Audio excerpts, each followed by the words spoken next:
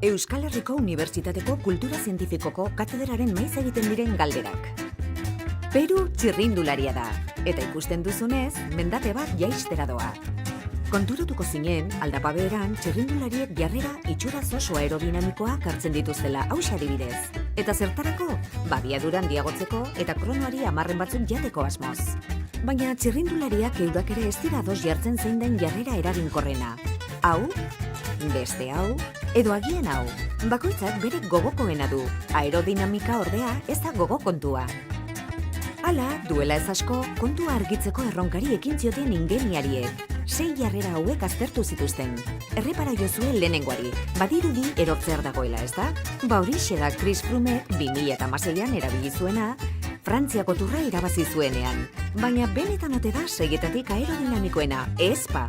Ordenagailuetan simulazioak egin eta ize tunelean esperimentatu ondoren, ingeniariek ondorioztatu zuten jaisteko jarrerarik egokiena azken hau dela.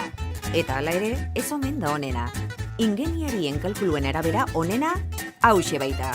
Jakina ez da seguruena izango, baina zalantzarik gabe, Frantziako Tourra askoz dibertigarriagoa izango litzateke.